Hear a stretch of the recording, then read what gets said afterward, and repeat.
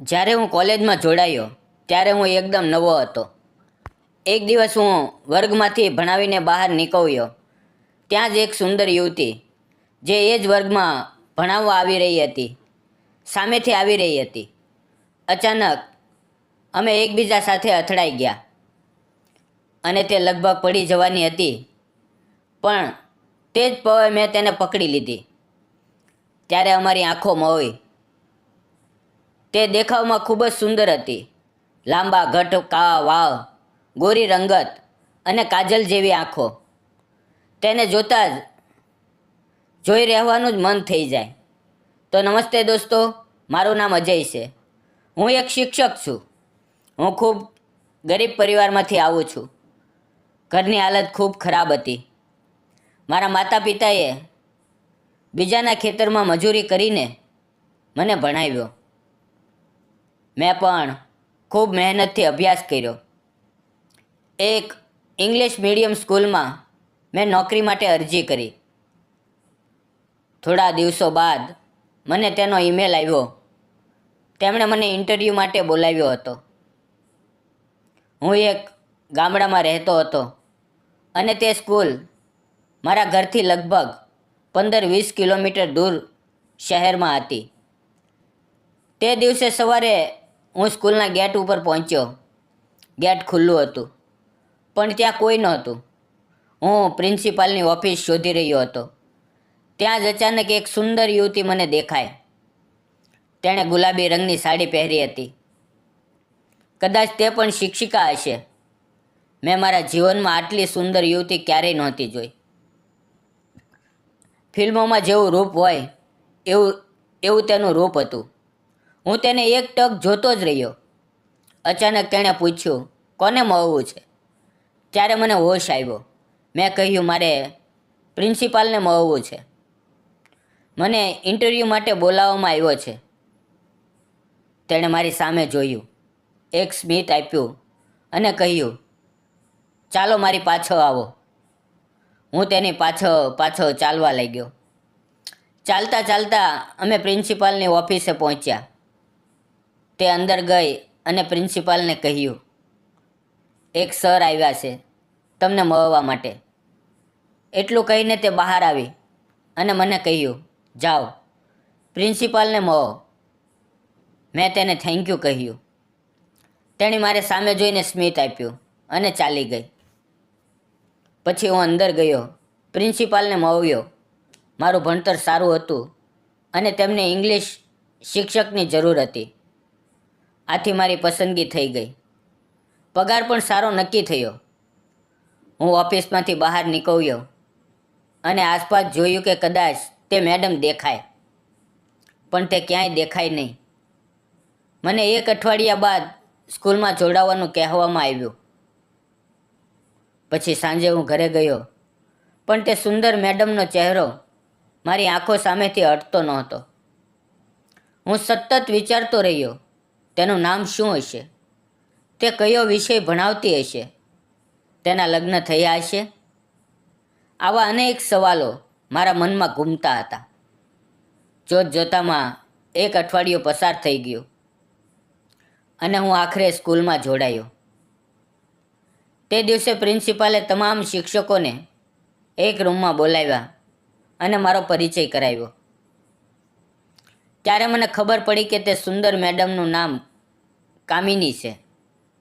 પછી મેં ઇંગ્લિશ વિષય ભણાવવાનું શરૂ કર્યું. ધીમે ધીમે મારી સારી ઓળખ બની.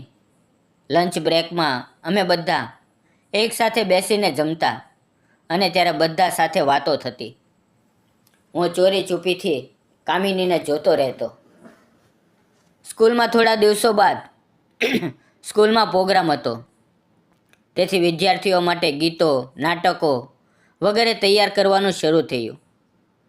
એક દિવસ હું લેક્ચર લેવા જતો હતો, ત્યારે એક બારીમાંથી ગીતનો અવાજ અને નૃત્યની હલચલ સંભળાય. ઉત્સુકતાથી હું બારી પાસે ગયો અને અંદર ડોક્યું કર્યું. કામિની બાળકોને નૃત્ય શીખવાડી રહી હતી. તે પોતે નૃત્ય કરીને બતાવી રહી હતી.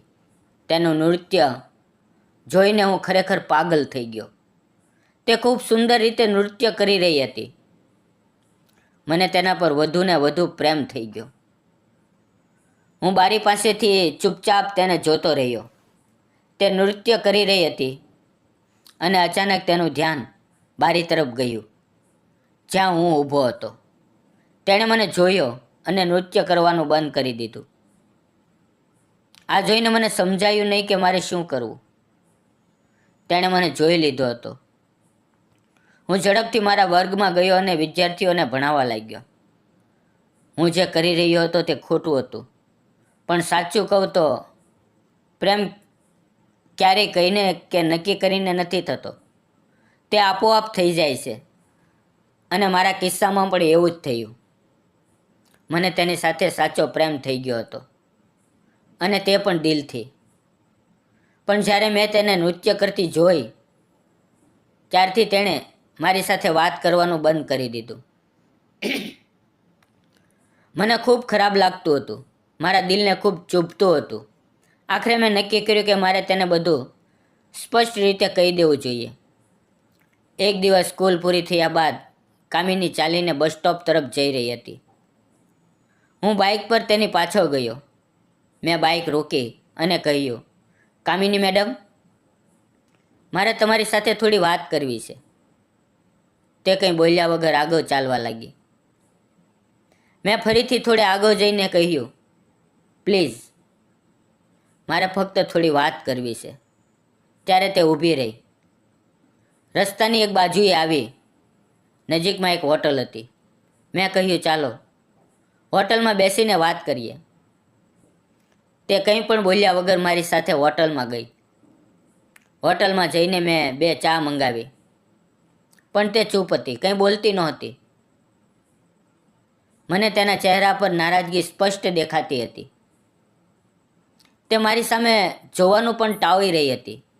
મેં કહ્યું, કામિની મેડમ, મને માફ કરો, પણ સાચું કહું તો તે દિવસે હું બારી પાસેથી પસાર થઈ રહ્યો હતો. મને અવાજ સંભળાયો, જેથી મેં અંદર જોયું. પણ અચાનક તમે નૃત્ય કરતા દેખાયા. તમે એટલા સુંદર લાગી રહ્યા હતા કે મને ત્યાંથી તરત જવાનું મન ન થયું. મેં જાણી જોઈને કંઈ કર્યું નથી, પણ તમારું સૌંદર્ય એવું છે કે તે નજરને રોકી રાખે છે. હું તે પળ ભૂલી શકતો નથી. આ સાંભળીને તે શરમાઈ. તેણે હળવું સ્મિત આપ્યું. મેં ફરીથી માફી માંગી ત્યારે તે જોરથી હસી પડી. મેં કહ્યું, હવે આવું ફરીથી નહીં થાય. હું જાણી જોઈને ક્યારેય તમારું દિલ નહીં દુભાવું. તેણે કહ્યું, ઠીક છે, પણ તમે થોડું સાવધાનીથી વર્તન કરજો. હવે અમે બંને આરામથી એકબીજા સાથે વાત કરવા લાગ્યા. તે દિવસે તેણે પણ મને ચૂપકેથી જોયું. મને લાગ્યું કે કદાચ તેના દિલમાં પણ મારા માટે કંઈક છે. ચા પીધા બાદ મેં તેને મારી બાઇક પર બસ સ્ટોપ સુધી લિફ્ટ આપી. અમારા ઘરની દિશાઓ અલગ અલગ હતી. હવે અમે રોજ એકબીજા સાથે વાતો કરતા, હસી મજાક કરતા અને એકબીજાને જોતા. તે પણ હવે મને છુપાઈને જોવા લાગી હતી. એક દિવસ હું લેક્ચર લઈ રહ્યો હતો. અડધો કલાક થઈ ગયો અને મારું લેક્ચર પૂરું થયું. હું બીજા વર્ગમાં જવાનો હતો. હું દરવાજેથી બહાર નીકળતો હતો અને સામેથી કામિની આવી રહી હતી. અચાનક અમે એકબીજા સાથે અથડાઈ ગયા. હવે તે લગભગ પડી જવાની હતી, પણ મેં તેને સંભાળી લીધી. મેં તેનો હાથ પકડ્યો અને તે પડતા પડતા બચી ગઈ. મેં તેને સહારો આપીને ઊભી કરી. તે મારી સામે જોતી હતી, શરમાતી હતી. તેણે કહ્યું, સોરી, મેં તમને જોયા નહીં. મેં પણ કહ્યું, સોરી, મારી પણ ભૂલ છે. અમારા બંનેએ ધ્યાનથી જોવું જોઈએ. તેનો હાથ મારા હાથમાં હતો. મને તેનું ધ્યાન ન રહ્યું, પણ જ્યારે તેને ખ્યાલ આવ્યો તેણે હળવેથી પોતાનો હાથ છોડાવ્યો, એક સ્મિત આપ્યું અને વર્ગમાં ચાલી ગઈ. હવે અમારી વચ્ચે એક અલગ જ નિકટતા બની ગઈ હતી. ઘરે જઈને મને કંઈ સારું નહોતું લાગતું. હું વિદ્યાર્થીઓને ખૂબ ધ્યાનથી ભણાવતો. પ્રિન્સિપાલને પણ મારા વિશે સારા વિચારો હતા. એકવાર કામિનીનો જન્મદિવસ હતો. બધાએ તેના માટે ગિફ્ટ લાવ્યા હતા. મેં પણ તેના માટે એક સોનાની વીંટી ખરીદી. મિત્રો, મારા ઘરની હાલત ખૂબ ગરીબ હતી, છતાં મેં દિલથી તેના માટે ગિફ્ટ લીધી. એક ડબ્બામાં ગુલાબનું ફૂલ અને એક નાની ચિઠ્ઠી મૂકી. ચિઠ્ઠીમાં મેં લખ્યું, મને તું ખૂબ ગમે છે. મને તારી સાથે પ્રેમ છે. જો તું આ ગિફ્ટ સ્વીકારીશ તો હું સમજીશ કે તને પણ મારી સાથે પ્રેમ છે. અને જો તું આ ગિફ્ટ પાછી આપીશ તો હું સમજીશ કે તને મારી સાથે પ્રેમ નથી અને હું તને ક્યારેય તકલીફ નહીં આપું. કામિની મેડમનો જન્મદિવસ ખૂબ ધામધૂમથી ઉજવાયો. એક મોટો કેક કાપવામાં આવ્યો. બધાએ શુભેચ્છાઓ આપી. મેં પણ તેનો નાજુક હાથ પકડીને હેપી બર્થડે કહ્યું. કેક કાપ્યા બાદ કેક કોણ ખવડાવશે તેની ચર્ચા થઈ. બધા ચૂપ હતા. કોઈ આગળ ન આવ્યું. ત્યારે હું આગળ વધ્યો અને મેં તેને કેક ખવડાવ્યો.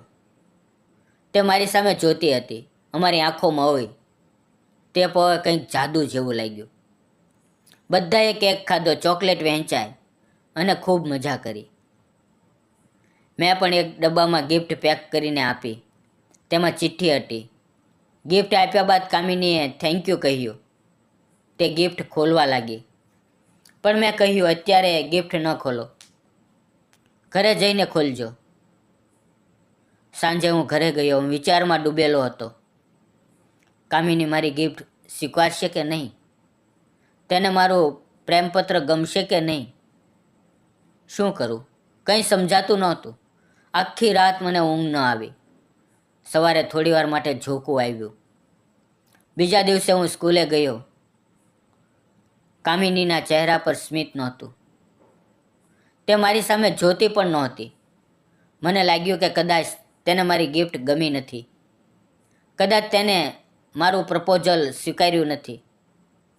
હવે શું કરું? આમ જ 2-3 દિવસ પસાર થયા. પણ આજે રવિવાર હતો, સ્કૂલની રજા હતી. હું ઘરે આરામ કરતો હતો. અચાનક દરવાજાની ઘંટડી વાગી. શરૂઆતમાં દરવાજો ખોલવામાં મને આળસ આવી, પણ ઘંટી 3-4 વખત વાગી. આખરે હું ઊભો થયો અને દરવાજો ખોલ્યો. દરવાજે સામે કામિની ઊભી હતી. મેં તેને અંદર આવવાનું કહ્યું. તે અંદર આવી અને બેઠી. તેના હાથમાં મેં આપેલો ગિફ્ટ બોક્સ હતો. તેને જોઈને એક પળ માટે મને લાગ્યું કે તેને મારું પ્રપોઝલ ગમ્યું નથી અને તે ગિફ્ટ પાછી આપવા આવી છે. મેં તેને પાણી આપ્યું. તેના ચહેરા પર સ્મિત નહોતું. તે થોડી નારાજ દેખાતી હતી. પાણી પીધા બાદ તેણે મારો હાથમાં એક ગિફ્ટ આપી. તે ગિફ્ટ લેતી વખતે મારા હાથ ધ્રુજતા હતા. તે કંઈ બોલી નહીં. ફક્ત એટલું કહ્યું, ખોલીને જુઓ. મેં ધીમે ધીમે ગિફ્ટ ખોલવાનું શરૂ કર્યું. જ્યારે મેં બોક્સ ખોલ્યું, તેમાં એક ચિઠ્ઠી, એક વીંટી અને એક ગુલાબનું ફૂલ હતું. મને શંકા થઈ કે કદાચ તે બધું પાછું આપવા આવી છે. પણ જ્યારે મેં વીંટી જોઈ તો મને સમજાયું કે તે પુરુષો માટેની વીંટી હતી. જે મેં આપી હતી તેનાથી અલગ. મારા ચહેરા પર સ્મિત આવી ગયું. મેં તરત ચિઠ્ઠી ઉપાડી અને વાંચવા લાગ્યો. તેણે લખ્યું હતું, જેટલો તારો મારા પર પ્રેમ છે એટલો જ મારો તારા પર પ્રેમ છે. તારી કામિની. આ વાંચીને મારી આંખોમાંથી આંસુ વહેવા લાગ્યા. હું ઊભો થયો. કામિની પણ ઊભી થઈ. તેની આંખોમાં પણ પાણી હતું. આમ જ કેટલાય દિવસો સુધી અમે એકબીજાને મળતા રહ્યા, વાતો કરતા રહ્યા અને પ્રેમ કરતા રહ્યા. આખરે અમે બંનેએ નક્કી કર્યું કે અમે લગ્ન કરીશું અને થોડા દિવસોમાં અમે લગ્ન કરી લીધા. હવે અમે બંને સાથે રહીએ છીએ. કામિની ખૂબ ખુશ છે. તે મને ખૂબ પ્રેમ કરે છે અને હું પણ તેને ક્યારેય કોઈ કમી નથી થવા દેતો. તેને શું જોઈએ શું ન જોઈએ બધું આપું છું અને દિલથી તેની સાથે પ્રેમ કરું છું. દોસ્તો, કામિની અને મારી આ પ્રેમ કહાની તમને કેવી લાગી? કૃપા કરીને કોમેન્ટમાં જરૂર લખજો. અને જો તમે આ વાર્તા ગમી હોય તો ચેનલને લાઇક, શેર અને સબસ્ક્રાઈબ કરવાનું ભૂલશો નહીં. મિત્રો, વિડીયોમાં આવેલા નામ, પાત્ર અને ઘટના ફક્ત કાલ્પનિક હતા. તેનો કોઈ પણ વ્યક્તિ, જાતિ કે ધર્મ સાથે સંબંધ નથી. આ વિડીયો ફક્ત મનોરંજન અને શૈક્ષણિક ઉદ્દેશથી બનાવવામાં આવ્યો છે. તેને અન્યથા ન જોશો. ફરી મળશું મિત્રો આવતીકાલે એક નવા વિડીયોમાં. ત્યાં સુધી આવજો. ધન્યવાદ મિત્રો.